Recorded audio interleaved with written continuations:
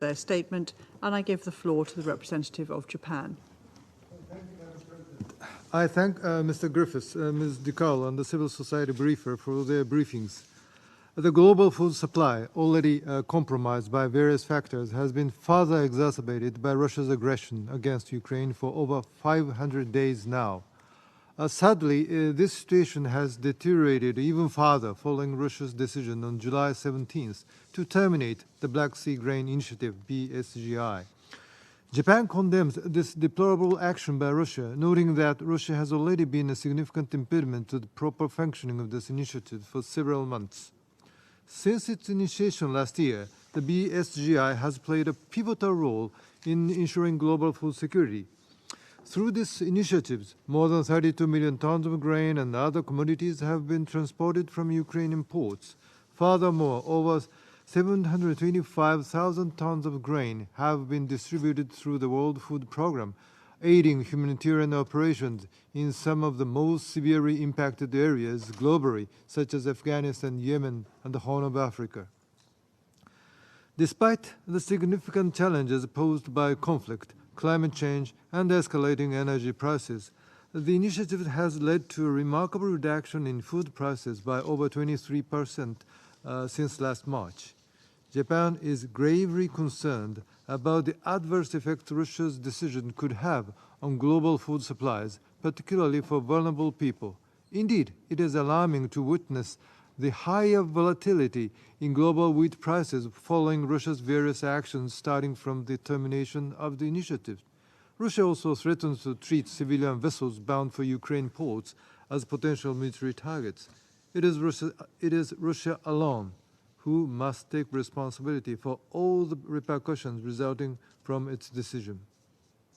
Japan categorically condemns Russia's attacks on Ukrainian Black Sea port areas, resulting in numerous civilian casualties and the reported destruction of at least 60,000 tons of essential grain destined for export. It is crucial to remember that the attacks on civilian infrastructure may constitute a violation of international humanitarian law. Madam President, we commend the painstaking efforts of the United Nations and the government of Turkey in the extension and implementation of the BSGI. I also wish to recall the Hiroshima Action Statement for Resilient Global Food Security issued in May, which advocates for the maximal and continued implementation of the BSGI. Japan strongly urges Russia to cease the weaponization of food, which will never work for legitimizing its heinous act of violence, and promptly return to the international framework to resume grain exports.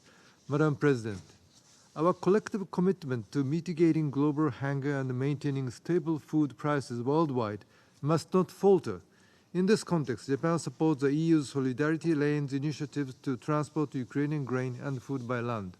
And for its part, Japan has committed more than $250 million to facilitate Ukrainians' grain exports and to provide food-related assistance to vulnerable people in regions such as the Middle East and Africa. Moreover, we have backed the restoration of Ukraine's agricultural production capacity, severely compromised by Russia's aggression. Earlier this year, in March, Japan supplies sunflower and corn seeds to 400 smallholder farmers in Kharkiv, with a particular focus on women and young farmers, where war has significantly reduced agricultural productivity and income. Madam President, Japan will continue its efforts to secure the global food supply, thereby contributing to the stabilization of global markets in partnership with the international community. Will we hear or heard some so-called objective analysis or arguments which aimed at minimizing the importance of the BSGI? But colleagues, we heard voices of concerns around this very table, especially from countries that could be directly hit. And also we are witnessing actions that obstruct Ukrainian agriculture export and production. So truth is simple. All these concerns or hardships are meaninglessly caused or at least hugely exacerbated by the unprovoked war. The most effective and straightforward solution to all of these concerns and hardships would be Russia's immediate and unconditional withdrawal of its forces from Ukraine to end the war. I thank you. I thank the representative of Japan for their statement. I now give the floor to the representative of the Russian Federation.